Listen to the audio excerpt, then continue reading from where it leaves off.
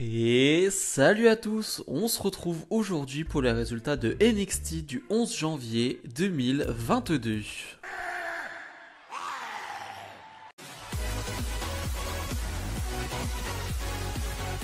Et on ouvre le show avec le nouveau champion NXT, Bron Breakker. Bron Breakker qui va commencer par parler de Tommaso Ciampa qui l'a battu, l'ancien champion NXT. Et il va nous dire tout simplement qu'il a beaucoup de respect pour Tommaso Ciampa, que c'est un vrai bon mec. Parce qu'après le match, après sa défaite la semaine dernière, il lui a dit, voilà, maintenant tu as tout ce qu'il faut. Kid, il va lui dire, maintenant, voilà, tu mérites ce titre.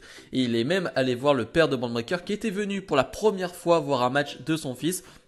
Donc voilà, il montre à quel point Tommaso Ciampa est quelqu'un de bien. Et Bron Breakker va, comme d'habitude, sortir une bonne promo. Vraiment, c'est toujours très court, c'est toujours très factuel avec Bron Breakker. Mais c'est bien, dans l'intensité, dans la tonalité, c'est parfait à chaque fois. Donc il va te dire que voilà, il est prêt lui. Lui il est champion NXT, mais il est prêt à la bagarre. Il n'y a pas de vacances, il n'y a rien à NXT. Chaque semaine tu es là, tu dois montrer au monde que tu es le meilleur. Et surtout, voilà, que n'importe qui peut venir. Mais de toute façon, le gars qui viendra, il sera peut-être entraîné, mais Bron Breakker se sera déjà entraîné. Il aura fait tout ce qu'il faut avant, mais Bron Breakker aura déjà tout ce qu'il faut avant. Donc voilà, Bron Breakker nous montre et nous dit qu'il est prêt. Et voilà, et c'est ce que j'aime avec Bron Breakker, c'est très court, très factuel, mais toujours très bon. Xyon Queen fait face à Santos Escobar. Une nouvelle fois, tout se joue autour d'Elektra Lopez, qui est un peu entre les deux, c'est-à-dire qu'on ne sait pas, soit elle a choisi Xyon Queen, soit elle a choisi son clan de base, donc Legado del Fantasma et donc Santos Escobar. Bref, c'est un bordel. C'est donc le deuxième match contre entre les deux. Le premier match était sympa mais un peu court. Là il est plus long, il est sympa, mais je sais pas. Moi je sais pas vous, mais je m'attendais un peu mieux. Alors, je sais que Santos Escobar est capable de mieux parce qu'il nous l'a déjà montré. Voilà, Santos Escobar est capable de choses extraordinaires. Il l'a déjà montré du côté de NXT dans beaucoup de matchs. Par contre, Xyon Queen, je connais très peu et pour l'instant, c'est sympa mais sans plus. En fait, c'est-à-dire que c'est sympa mais ça va pas plus loin. Et voilà, c'est tout ce que je peux retenir pour le moment. C'est que c'est des matchs sympas. Mais il manque le petit truc. Je trouve qu'il manque un tout petit truc, une petite étincelle. Ce qui est dommage, mais ça donne quand même un bon match. Finalement, Elektra Lopez a choisi une nouvelle fois de rester avec son clan parce qu'elle va mettre un coup dans les parties de Xyon Queen. Elle aime bien faire ça, c'est-à-dire que fait semblant d'être avec Xyon Queen et finalement elle se retourne contre lui. Santos Escobar va en profiter pour remporter ce combat. Je ne sais pas si cette feud est terminée. Faudrait pas non plus que ça dure trop longtemps.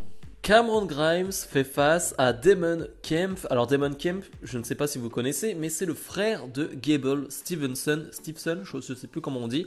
En tout cas, le champion olympique qui a été signé par la WWE.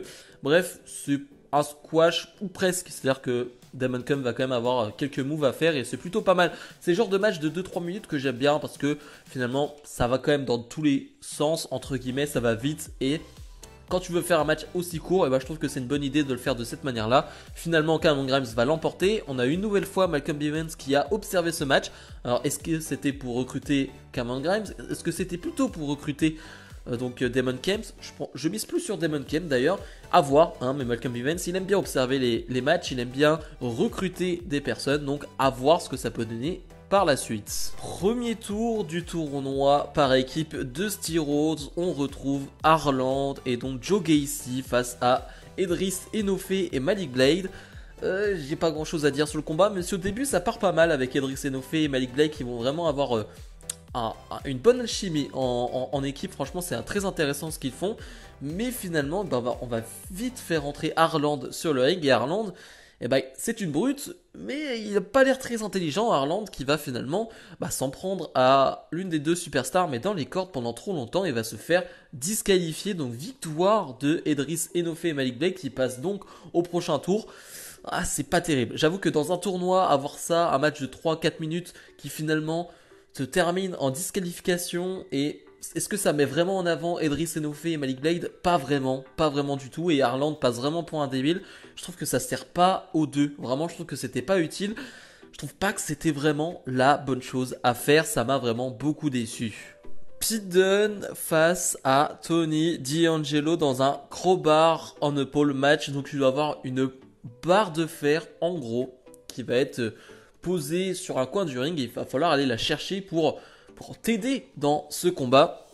Alors les on-pole match, c'est pas vraiment mes préférés, hein. C'est plutôt une blague d'ailleurs quand on fait il y aura machin on-pole parce que c'est plutôt marrant, mais là la première partie du match me dérange un peu parce que finalement, le fait d'aller ou de vouloir aller chercher cette barre de fer va casser le rythme à chaque fois parce que les deux vont faire une ou deux prises et vont aller essayer d'aller chercher cette barre de fer. Donc ça va casser le rythme. Par contre, dès que Tony D'Angelo récupère cette barre de fer, et là le rythme est bien meilleur et ça donne un excellent combat. Je trouve que la deuxième partie du combat où les deux se frappent avec cette barre de fer, trouvent des stratagèmes pour utiliser cette barre de fer, c'est plutôt bien fait. Je trouve qu'il y a vraiment des moves très intelligents, il y a vraiment de vrais bons moves de catch et avec cette barre de fer rajoutée, je trouve que c'est vraiment très très bien et Tony D'Angelo s'en sort vraiment bien, je trouve, dans ce combat.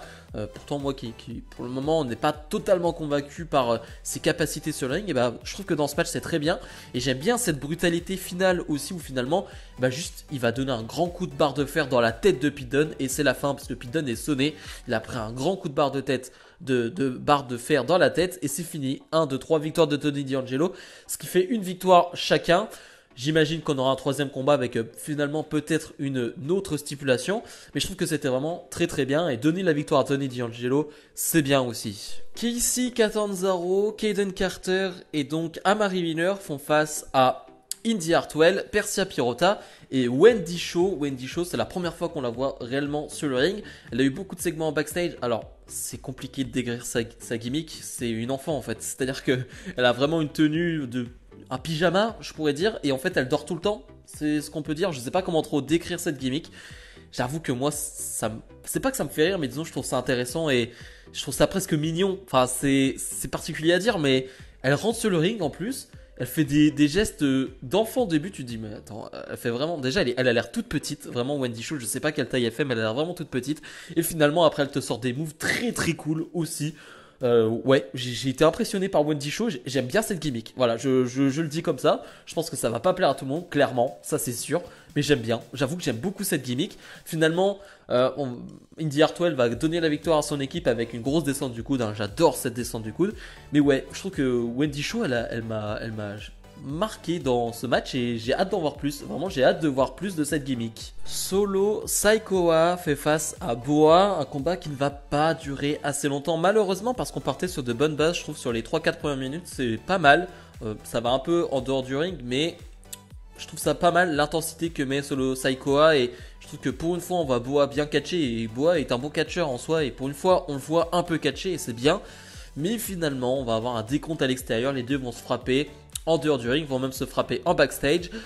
Ça m'énerve un peu parce qu'on a déjà eu une disqualification dans ce NXT. Là on a un décompte à l'extérieur, ça fait beaucoup en 2 heures de show et c'est pas le NXT que j'aime. Ça vraiment c'est clairement pas ce que j'aime.